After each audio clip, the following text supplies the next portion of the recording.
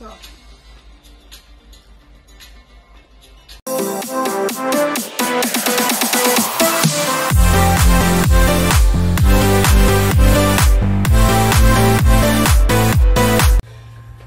guys, umpisa natin na prepare ng ating ingredients sa ating lulutuing salmon with geta today. So, ako lang po kakain yan actually. Kasi mag-isa lang naman ako today. So, ang hirap mag-isa, ang hirap na iniiwan ka ba mag-isa. Ang hirap mamuhay ng mag-isa kasi nagagawa mo lahat ng gusto mong lutuin. Kaya napaparami yung kain mo. Ayan, tuloy lumulobo. So, ang hirap maiwan mag-isa. 'Di ba? So, umpisa na natin hugasan yung ating ingredients. At habang nagpe-prepare tayo, guys, ayan ang music background natin kay naka-DJ lang sa live ni Kuya Banong Mix Vlog. Kuya Banong, mega love shoutout sa iyo dyan kung nanonood ka man sa aking premiere. Thank you sa support mo. Okay, so ituloy natin ang ating lulutuin. Oh, ito nga pala isang tali ng sitaw. Siyempre, ang ating ginger, sibuyas. Ito naman ay gata. Kasi walang dito gadgaran sa amin, kaya yung binibili namin is yung ready na. Ito naman ay isang hiwa lang ng salmon. Good for one person lang yan. Sa isang kainan lang yan. Isang kain ko lang yan. At dahil mahilig ako sa gulay, guys, ilalagay ko ang aking gulay later bago siya maluto.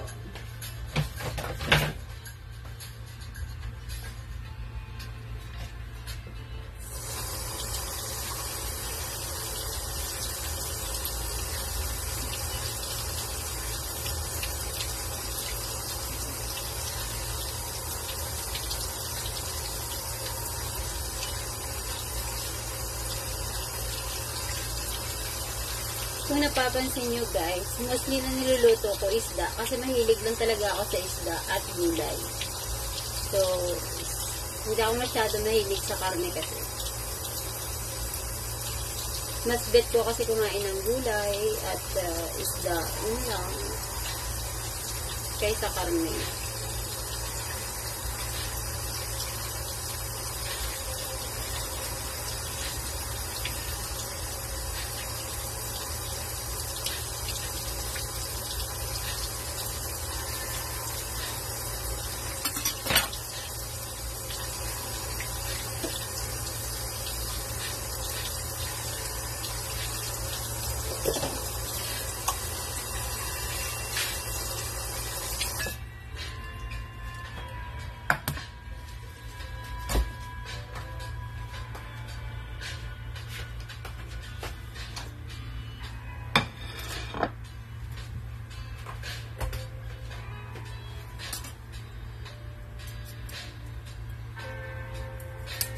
Tinatanggal lang po ito ng bulaklak.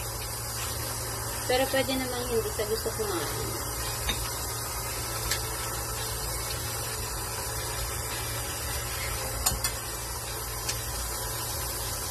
Ito naman ay spring cabbage.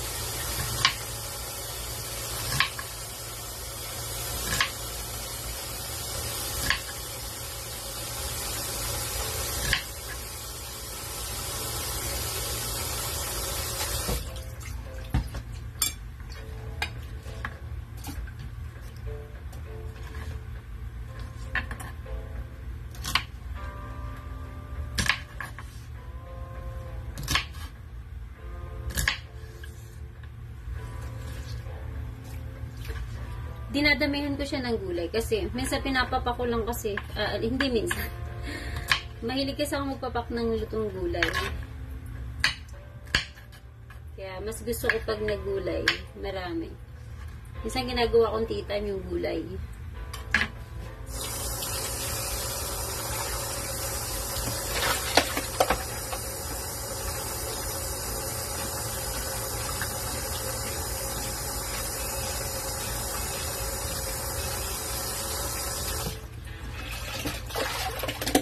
Tapos ito guys, ibablanch ko pa siya sa sa mainit na tubig para crunchy.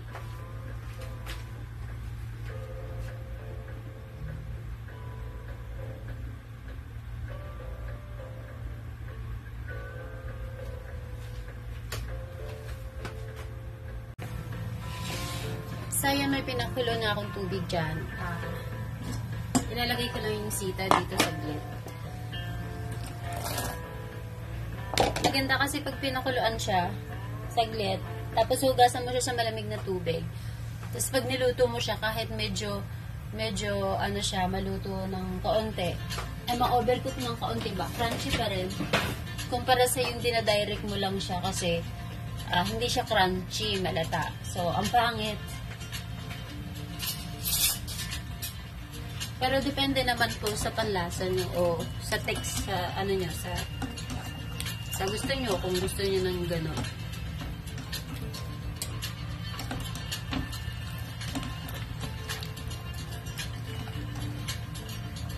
So, ganun lang guys. Tapos, hugasan sa malamig na tubig. So, pag kinain mo siya, may tunog pa rin. Kahit na maluto ng mahabang oras.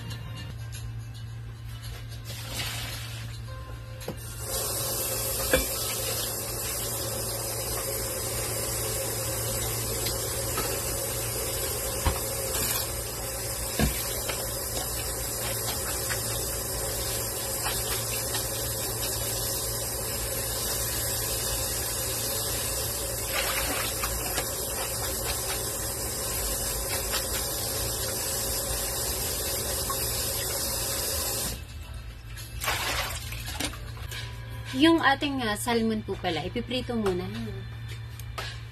Gusto ko siya iprito muna bago ilagay sa gulay.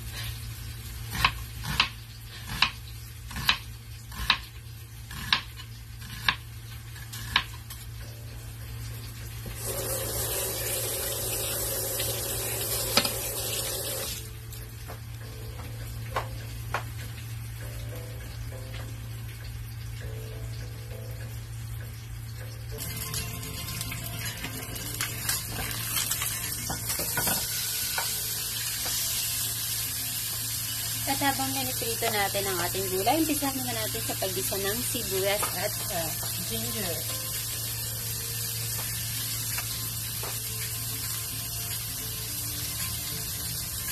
Grabe ano. Yan lang ang daming proseso.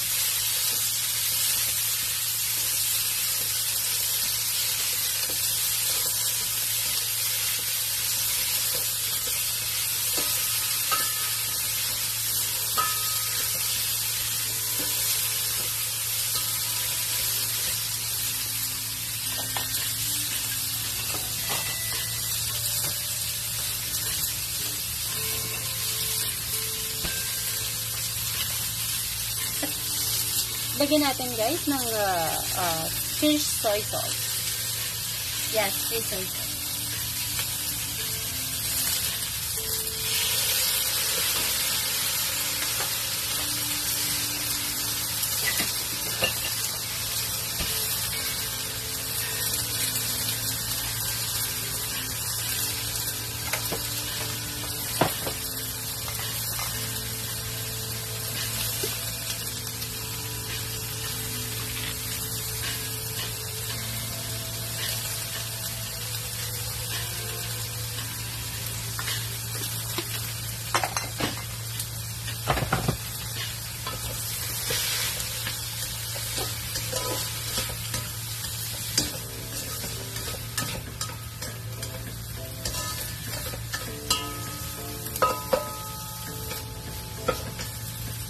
At ilagay na natin ang ating fish. Kasi mabilis lang naman siya maluto.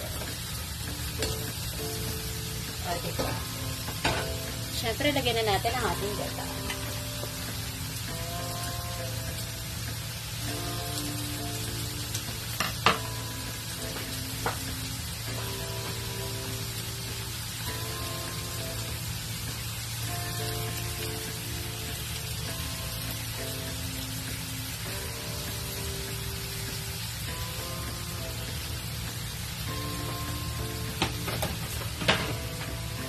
Pa, diba? Sarap.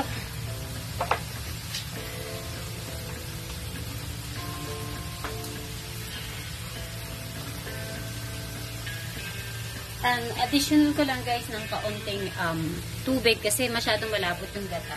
Hindi siya kukulo. I mean, hindi siya magtutubig.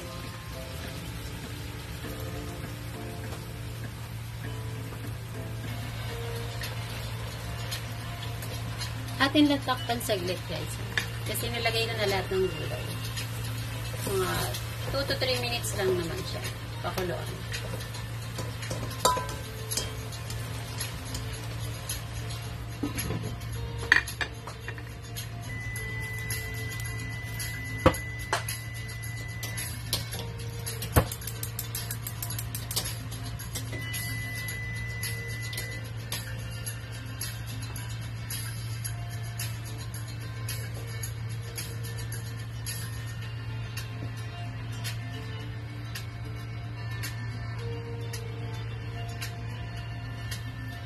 So, ayan nga guys, at luto na ang ating gulay. Ginataang salmon. Fried salmon with milk. With coconut milk pala. So, tikman natin ang ating niluto. So, ayan guys, tikman na natin ang ating nilutong fried salmon with coconut milk.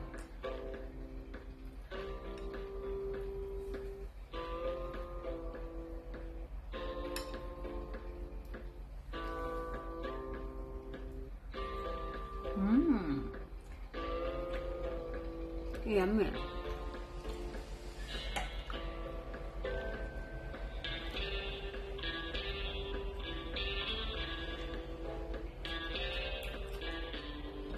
Ang sarap ng gulay niya guys kasi crunchy.